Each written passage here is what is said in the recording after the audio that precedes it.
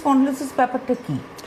দেখুন, ankylosing spondylosis হচ্ছে এমন একটা রোগ যেখানে কিন্তু আমাদের যে স্পাইনে 33টা হাড় রয়েছে, সমস্ত হাড় কিন্তু আমাদের ক্যালসিফাইড হয়ে যায়।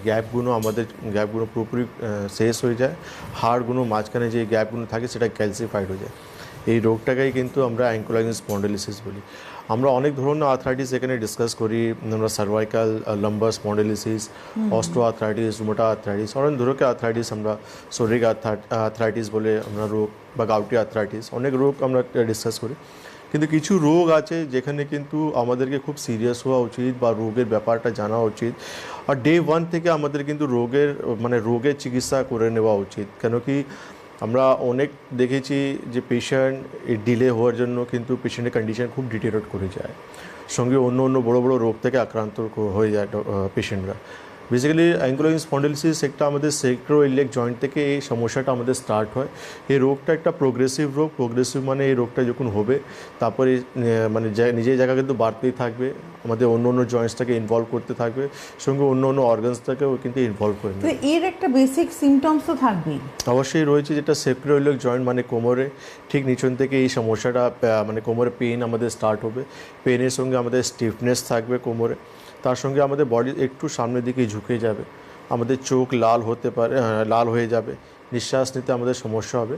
তো এই সমস্ত সিমটমস দেখা, এগুলো সবকটাই একসাথে হবে না, একসঙ্গে হবে না, কিন্তু কোমরে ব্যথা আর স্টিফনেস আর সামনের দিকে ফরওয়ার্ড একটু ঝুঁকে যাওয়া, এই জিনিসটা কিন্তু আমরা দেখতে পারবো। সঙ্গে খুব বেশি হলে একটা চোখে লাল, যেটা ইউআইটিস আমরা বলি, সেটাও হতে পারে। কিন্তু ধরুন সাধারণ মানুষ তো বুঝবেন না, তিনি তো বুঝে উঠতে পারবেন না, তাহলে কোন সময় ডক্টরের কাছে ইমিডিয়েটলি যাওয়া উচিত? দেখুন, আপনি শরীরে আপনি দেখছেন কোমরে পেইন স্টার্ট হচ্ছে, স্টিফনেস না, পেইন অ্যান্ড স্টিফনেস আপনি দেখছেন যে কোমরে স্টার্ট হচ্ছে। এই জন্য আমরা বলি যে কোমরে পেইন যখনই আমরা শুনি এখানে, তো আমরা ডিফারেন্সিয়াল ডায়াগনোসিস, যেটা আমাদের খুব ইম্পর্ট্যান্ট হয়ে যায়, যে আমার অ্যাঙ্কাইলোজিং রোগ হয়েছে বা লাম্বার স্পন্ডিলোসিস হয়েছে, এভিএন বলে কোনো সমস্যা হয়েছে না, আমার স্যাক্রোলাইজেশন হয়েছে। আপনি অ্যাজ এ লেম্যান, সুস্থ মানুষের শরীরে কোনো ব্যথা যন্ত্রণা থাকবে না, কিন্তু আমার শরীরে যখনই একটা ব্যথা আসছে বা কোমরের স্টিফনেস আসছে, তখন আমাকে কিন্তু ইমিডিয়েটলি ডক্টরের সঙ্গে কনসাল্ট করতে হবে। ডক্টর এক্সপার্ট, উনি আমার হেলথ নিয়ে, মেডিকেল নিয়ে, উনি আমাকে কিন্তু আমার সমস্যা দেখার পর কিছু পরীক্ষা নিরীক্ষা প্লাস ক্লিনিক্যাল আমাকে কিন্তু দেখে নেবে। তারপর কিন্তু আমাকে উনি বলতে পারবে যে কী ধরনের আর্থ্রাইটিস আমি আক্রান্ত রয়েছি। যেটা হচ্ছে সবথেকে প্রথম কাজ একটা মানুষের, যে সিমটমস দেখার পর ইমিডিয়েটলি ডক্টরের সঙ্গে যোগাযোগ করা, নাকি ইন্টারনেটে বা গুগলে নিজের লক্ষণগুলো মেলানো বা ইউটিউব খুলে কী চিকিৎসা করতে পারি বা কী করতে পারি, এটা কিন্তু করা উচিত নয়। কেন অ্যাঙ্কাইলোজিং স্পন্ডিলোসিস এমন একটা রোগ যাকে কিন্তু ফ্রম ডে 1 থেকে প্রপার ট্রিটমেন্ট দরকার। নাহলে আলটিমেটলি যত হাড়ে আপনার স্পাইনে যতটা ভার্টিব্রা রয়েছে, সমস্ত ভার্টিব্রা কিন্তু আস্তে আস্তে ফিউজ হয়ে যাবে। আর ফিউজ হয়ে যাওয়া মানে হচ্ছে যে আপনার কিন্তু জীবন কিন্তু পুরোপুরি মানে কী বলবো, খুব ক্রিটিক্যাল অবস্থায় চলে যাবে। মানে আমাদের প্রত্যেক জয়েন্টসে কিন্তু আমাদের একটা কাজ রয়েছে। আমি আপনার সঙ্গে কথা বলছি, ঘাড় ঘুরিয়ে ঘুরিয়ে কথা বলতে পারছি, কিন্তু একটা অ্যাঙ্কাইলোজিং পেশেন্ট যখন আপনার সঙ্গে কথা বলবে, তাকে পুরো বডি ঘুরিয়ে কথা বলতে হবে। মানে এই জয়েন্টস যেটা রয়েছে আমার ঘাড়ে, যে জয়েন্টসগুলো, সেই জয়েন্টসগুলো ন্যাচারাল মুভমেন্টগুলো নষ্ট হয়ে যাবে। তো একটা জয়েন্টস যখন আপনার নষ্ট হয়ে যাবে, তাহলে আপনি বুঝতে পারছেন ওঠা বসা থেকে নিয়ে, হাঁটা চলা থেকে নিয়ে, বা কোনো কাজকর্ম থেকে নিয়ে কতটা কষ্টদায়ক হয়ে যাবে। তো এর কারণটা কি? এই রোগটা যে হয়, এটা যে আমরা যে এটা ফিল করি, এর পিছনে কারণ কি রয়েছে? আয়ুর্বেদ বলছে এটা আমাদের বাতের সমস্যা, যেটা অস্থি মজ্জাগত বাত রোগ আমরা বলি। মানে আমাদের শরীরে যখন বায়োলজিক্যাল 3টে ফ্যাক্টর রয়েছে, বায়ু, পিত্ত, কফ, বাতটা যখন ডিসব্যালেন্স হয়, তখনই কিন্তু এই রোগটা গিয়ে আমাদের অস্থি আর মজ্জাকে আমাদেরকে এফেক্ট করছে, তখনই আমাদের শরীরে এই রোগটা তৈরি হচ্ছে। আচ্ছা, মানে এটা বাতেরই একটা রোগ। তার মানে বাতের ক্ষেত্রে খাওয়া দাওয়ার একটা বড় ভূমিকা রয়েছে এই রোগটা হওয়ার ক্ষেত্রে। অবশ্যই আমাদের লাইফস্টাইল একটা তো অনেক বড় কারণ রয়েছে, আমরা যেভাবে খাওয়া দাওয়া করি। কেন কি লাইফস্টাইলের জন্যই কিন্তু আমাদের আলটিমেটলি মেটাবলিজম বা ডাইজেশন সিস্টেমটা ডিস্টার্ব হয়। সেটা ডিস্টার্ব হওয়ার জন্যই কিন্তু আমাদের শরীরকে অন্য ডোজগুলোকে ইফেক্টেড হয়, ডোজ ইফেক্টেড হওয়ার জন্য আমাদের শরীরে রোগ চলে আসে। আপনারা যারা অনুষ্ঠান দেখছেন, আপনারা ফোন করুন, সরাসরি ফোন ইন প্রোগ্রাম, তাই আপনারা ফোন করবেন যে নাম্বারটা যাচ্ছে 6292242341, 6292242342। যে কোনো রোগ নিয়ে, আপনার শরীরের যে কোনো সমস্যা নিয়ে আপনি কিন্তু ফোন করতে পারেন 6292242341, 6292242342 এই নাম্বারে। তো আমরা এবারে চলে যাব এই যে অ্যাঙ্কোলাইজিং স্পন্ডিলোসিস হলো, আমি রোগটাকে বুঝলাম, এর জন্য প্যাথোলজিক্যাল টেস্ট কি কি রয়েছে? দুটো পরীক্ষা, একটা তো HLB-27 বলে একটা ব্লাড পরীক্ষা রয়েছে, আর একটা হচ্ছে MRI রিপোর্ট। এই দুটোই করাটা খুবই ভালো, কেন HLB-27 পজিটিভ আসা মানে আপনি অ্যাঙ্কোলাইজিং স্পন্ডিলোসিস পেশেন্ট, কিন্তু MRI আপনাকে বলে দেবে যে আপনার যে স্পাইন রয়েছে তার কন্ডিশন কেমন রয়েছে, আপনার কোনো হাড়গুলো ফিউজ হয়েছে কিনা বা ক্যালসিফাইড হয়েছে কিনা, সেই পজিশনটা কিন্তু জানিয়ে দেবে। এবারে আসবো তাহলে ট্রিটমেন্ট, মানে এই যে তো আমরা আলোচনা করলাম খাওয়া দাওয়া থেকে শুরু করে সব কিছু, এবারে হচ্ছে ট্রিটমেন্ট প্রসিডিওর। দেখুন, অ্যাঙ্কোলাইজিং স্পন্ডিলোসিস বেসিক্যালি আমরা দেখি মানুষে খুব কম বয়সে আক্রান্ত হয়ে যায়। তো ট্রিটমেন্ট যেটা আয়ুর্বেদ বলছে, তিনটে ধরন রয়েছে, একটা নিদান পরিবর্জন, শোধন অ্যান্ড শমন, তিনটে লাইন অফ ট্রিটমেন্ট রয়েছে।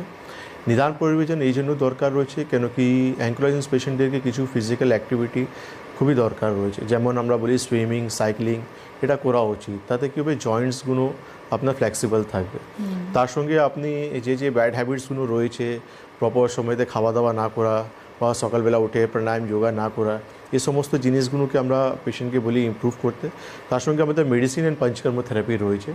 পঞ্চকর্ম থেরাপি ডিটক্সিফিকেশন করার জন্য, কেন আপনার শরীরে যখনই টক্সিন বা খুব বেশি অ্যাকুমুলেট করবে তখনই আলটিমেটলি একটা রোগ আপনার শরীরে উৎপন্ন হয়। তো সেই জন্য পঞ্চকর্ম থেরাপি, আর প্যারালালি আমাদের আয়ুর্বেদে অনেক কিছু বাতনাশক মেডিসিনগুলো রয়েছে, যেটা কিন্তু আমাদের রোগটাকে কমাতে খুবই হেল্পফুল কাজ করে। মানে এখানে একটা প্রশ্ন যে অ্যাঙ্কোলাইজিং স্পন্ডিলোসিস হলে তো এটা যদি ট্রিটমেন্ট না করা হয়, একটা মানুষ কতদূর মানে এন্ড সিচুয়েশন কি হতে পারে? দেখুন, আপনি ট্রিটমেন্ট করাচ্ছেন না বা আপনি শুধু ব্যথা ওষুধের উপর আপনি রয়ে গেছেন, আলটিমেটলি আপনার কন্ডিশন এমন হয়ে যাবে যেখানে আপনার শরীরে যত জয়েন্টসগুলো আছে সবাই কিন্তু ক্যালসিফাইড হয়ে যাবে। আর জয়েন্টস ক্যালসিফাইড হয়ে যাওয়া মানে আপনি একটা পুতুলের মতন হয়ে যাবে। জাস্ট আপনি চোখ ঘুরিয়ে ঘুরিয়ে কথা বলতে পারবেন, আর কাউকে সাইড বাই কথা বলতে গেলে আপনাকে পুরো বডি রোটেট করতে হবে। উঠা বসা তো ছেড়েই দিন, কেন আপনার পুরো যে মানে হিপে যে জয়েন্টসগুলো রয়েছে সমস্ত জিনিসই ফিক্স হয়ে যাবে। তো খুবই কষ্টদায়ক, কেন আমার পেশেন্ট আমি দেখেছি যাদের কিন্তু এত অ্যাডভান্স কন্ডিশন হয়ে গেছে, যাকে কিন্তু আমাকে 5-6টা চেয়ার লাগিয়ে তারপর উনি দাঁড়িয়ে আমার সঙ্গে কথা বলেছে। মানে কন্ডিশনটা এতটা ডিটোরেট করে যায়, কেন রোগটাই তো প্রোগ্রেসিভ রোগ এক জায়গায় বসে থাকবে না, রোগ ভিতরেই যে টার্গেটগুলো রয়েছে সেটা কিন্তু আলটিমেটলি পুরো করবে। আপনি একটা কথা বললেন যে আমি যখন আপনাকে বললাম যে ট্রিটমেন্ট না করালে, আপনি বললেন না ট্রিটমেন্ট করাচ্ছেন না বা শুধু ব্যথার ওষুধ খাচ্ছেন। সাধারণভাবে মানুষ কিন্তু ভাবছেন আমি তো ওষুধ খাচ্ছি, আমার তাহলে কমছে না কেন? তাহলে এই যে শুধু ব্যথার ওষুধ একটা রোগকে কমাতে পারে না। দেখুন, এটা খুবই ইম্পর্ট্যান্ট জিনিস রয়েছে যে আমরা দেখি যে কোনো হাড়ের সমস্যার জন্য মানুষ খুবই কমনলি কিছু ব্যথা ওষুধ খায়, কিন্তু আপনি কী ধরনের রোগে আক্রান্ত আছেন এটা কিন্তু জানা খুব ইম্পর্ট্যান্ট রয়েছে। আপনি আপনার রোগের ব্যাপারে যখন জানবেন তখনই কিন্তু আপনি সঠিক ট্রিটমেন্ট করাতে পারবেন। আমি প্রচুর পেশেন্টকে দেখেছি যারা কিন্তু নিজের রোগের ব্যাপারেই জানে না। ওরা এটাই জানে যে হাঁটু ব্যথা হচ্ছে, বা এরা জানে যে কোমরে ব্যথা হচ্ছে, বা এটাই জানে যে কোমর থেকে ব্যথা পায়ের দিকে নামছে। কী ধরনের সমস্যা হয়েছে তারা কিন্তু জানে না। এটা না জানার জন্য, ল্যাক অফ নলেজের জন্য আলটিমেটলি পেশেন্ট কিন্তু ডে বাই ডে একটা বড় রোগে আক্রান্ত হতে চলে যায়। Same goes to ankylosing spondylosis. Ankylosing স্পন্ডিলোসিসকে ট্রিটমেন্ট আপনি নর্মাল পেনে ব্যথার সময় আপনি কোরিলেট করতে পারেন না। এটা একটা বড় রোগ, যেটা কিন্তু একটা পয়েন্ট থেকে স্টার্ট হবে, গোটা শরীরে যত জয়েন্টস রয়েছে সবাইকে ইনভলভ করবে।